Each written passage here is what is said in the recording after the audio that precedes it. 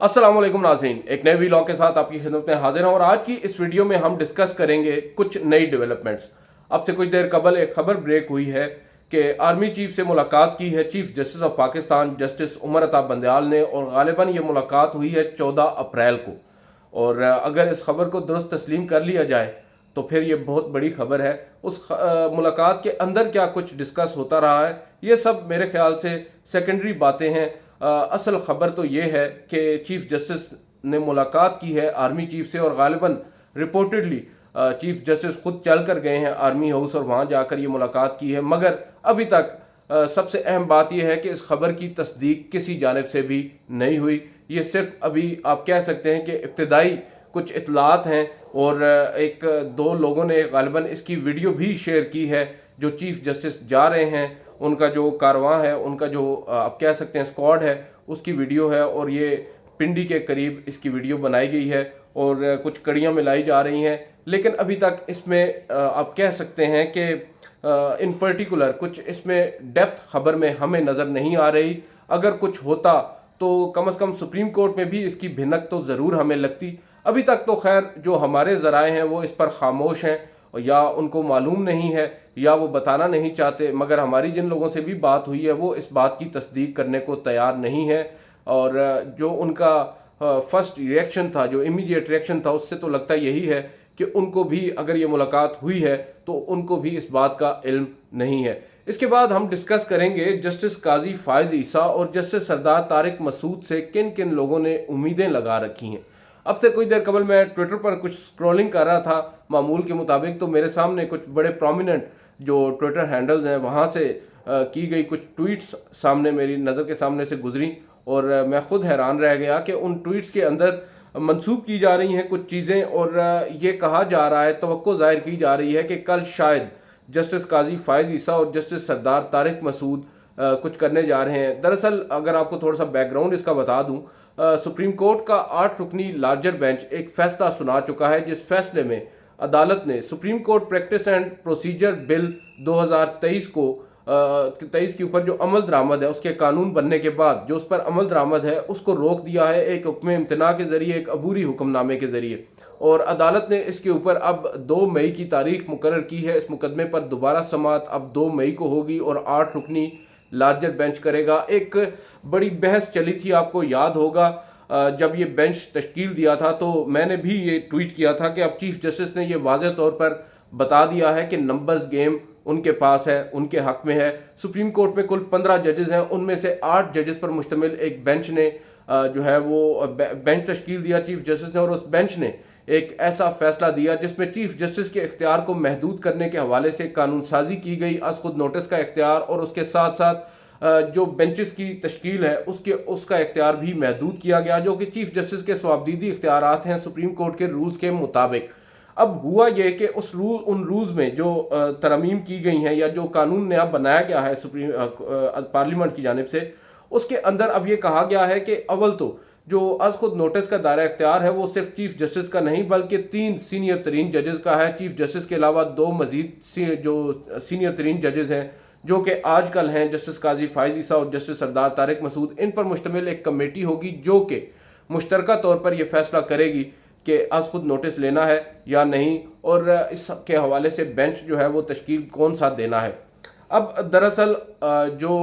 अंदाजे लगाए जा रहे हैं, जो तुक्के लगाए जा रहे हैं, वो ये लगाए जा रहे हैं कि क्योंकि हुकूमत ने तो कानून बना दिया, अदालती हुक्म के बावजूद हुकूमत ने जो कौमी असम्बली सेक्रेटेरिएट है उनकी जानिब से नोटिफिकेशन जारी कर दिया, और गजट नोटिफिकेशन का कह दिया गया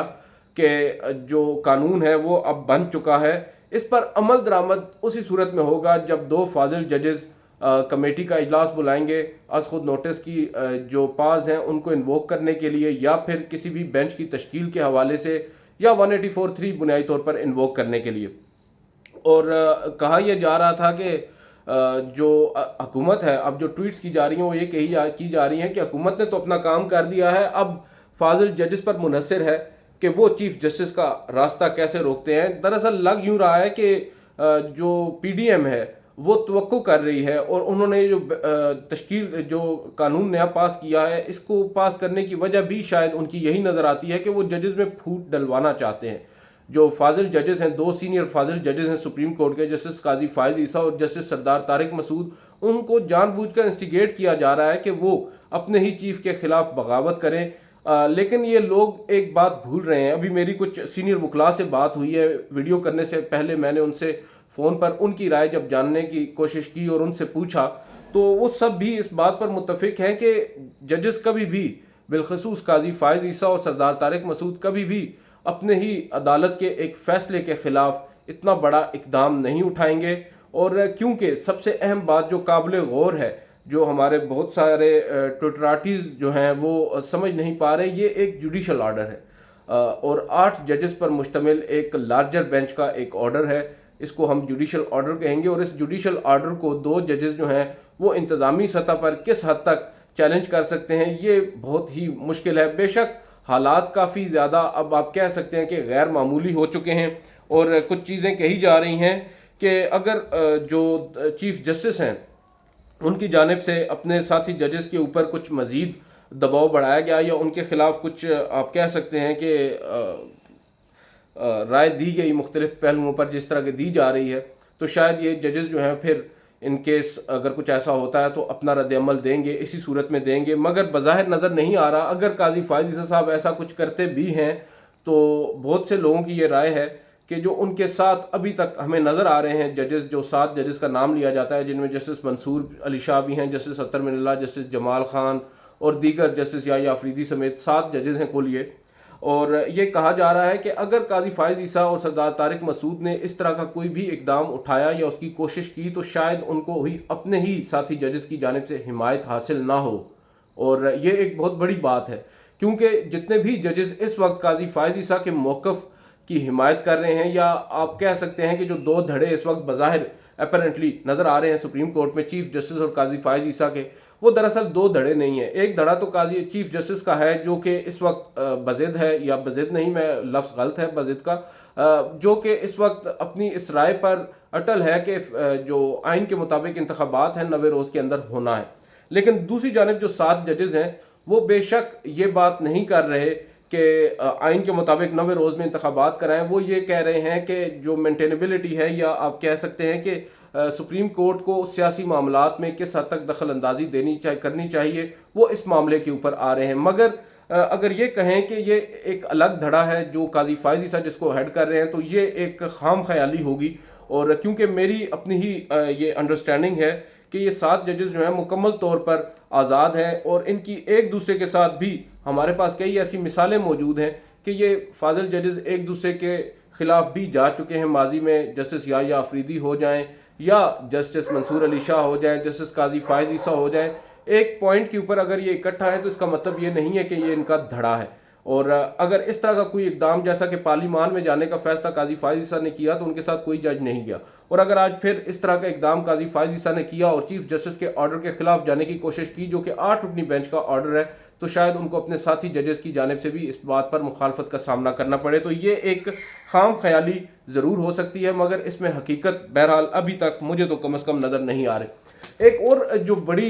افسوسناک بات ہے، وہ اب سے کچھ دیر قبل میں ندیم ملک صاحب کا ایک پروگرام دیکھ رہا تھا جس میں جو خواجہ طارق رحیم ہیں، جن کی آڈیو آئی ہے مبینہ آڈیو ثاقب نثار صاحب کے ساتھ، وہ اپنا موقف دے رہے تھے، اور انہوں نے بہرحال اپنا موقف یہ دیا، اور انہوں نے کہا کہ وہ قانونی کارروائی کا فیصلہ کر چکے ہیں، اور وزیر قانون اور وزیر داخلہ کے خلاف وہ اب قانونی جو اپنی کارروائی ہے اس کا راستہ اپنائیں گے۔ اسی پروگرام میں عظمہ بخاری جو کہ جن کا تعلق مسلم لیگ نواز سے ہے، جو کہ خود کو وکیل بھی اس پروگرام میں کہہ رہی ہیں، انہوں نے بڑی سخت زبان استعمال کی ہے، اور یہ اس میں کوئی دو رائے نہیں ہے کہ وہ اس پروگرام میں مسلم لیگ نون کی نمائندگی کر رہی تھی۔ تو اگر میں جو بھی بات ان سے ان کو کوٹ کر کے یہاں پر کر رہا ہوں تو آپ یہ سمجھ لیں کہ یہ بیسیکلی مسلم لیگ نون کا موقف ہے۔ انہوں نے یہاں پر ایک بات کہی ہے کہ چیف جسٹس آف پاکستان نے میں نہ مانوں کی پالیسی اپنا رکھی ہے، چیف جسٹس ہٹ درمی کا مظاہرہ کر رہے ہیں، اور انہوں نے یہ بھی کہا کہ 4-3 کا فیصلہ اب بھی برقرار ہے، اور انہوں نے یہ کہا کہ چاروں ججز نے اپنا فیصلہ واپس تو نہیں لیا، اور ایک دفعہ انہوں نے یہاں پر پھر کہا کہ ایک فیصلہ جو ایگزسٹ ہی نہیں کرتا، یعنی 3-2 کا فیصلہ جس میں عدالت نے انتخابات کا کہا ہے، آج پھر مسلم لیگ نون یہ موقف اپنا رہی ہے کہ دراصل وہ فیصلہ ایگزسٹ ہی نہیں کرتا، اور پھر وہ ایک مرتبہ پھر کہتی ہیں کیونکہ میں بھی وکیل ہوں اور میں یہ دعوے کے ساتھ کہہ سکتی ہوں کہ یہ جو اس طرح کے فیصلے ہیں ان کے جسٹس سمرتا بندیال اور جسٹس ثاقب نثار جیسے کئی ججز کے ان کے ایسے فیصلے ہیں، ہم وکلاء جو فٹرنیٹی ہے وہ یہ سمجھتی ہے کہ ان فیصلوں کو تو ہم کوٹ بھی نہیں کر سکتے۔ اور پھر تانا دیا گیا چیف جسٹس آف پاکستان کو عمران خان کی محبت کا، یعنی اگر چیف جسٹس آف پاکستان آئین پر عمل درآمد یقینی بنانے کی بات کرتے ہیں تو ان کو تانا دیا جاتا ہے کہ چیف جسٹس عمران خان کی محبت میں شاید 90 روز میں انتخابات کرانے کی بات کر رہے ہیں۔ چیف جسٹس کے خیالات کچھ بھی ہوں، ان کی پرسنل اوپینین کچھ بھی ہو جائے، ان کے خاندان کے تعلقات کسی بھی سیاسی جماعت سے ہو جائیں، مگر جو بات چیف جسٹس بطور ایک جج کے عدالت میں بیٹھ کر آئین کی کتاب کھول کر اس کے اوپر فیصلہ کر رہے ہیں کہ انتخابات جو ہیں وہ 90 روز کے اندر ہونا ہے اور اس کے اوپر انہوں نے ایک تاریخ بھی دی ہے، تو آپ ان کو کم از کم کسی سیاسی جماعت سے وابستگی کا تانا نہیں دے سکتے۔ یہی چیف جسٹس تھے جنہوں نے عمران خان کے خلاف ایک بہت بڑا فیصلہ دیا تھا، ڈپٹی اسپیکر قاسم سوری کی رولنگ انہوں نے کالعدم قرار دی تھی اور ووٹ آف نو کانفیڈنس پر مجبور کیا تھا، اور جس کے نتیجے میں عمران خان صاحب کو گھر جانا پڑا تھا۔ آج کی اس ویڈیو میں اتنا ہی، آپ سے اگلی ویڈیو ملاقات ہوگی، اجازت دیجیے، اللہ حافظ۔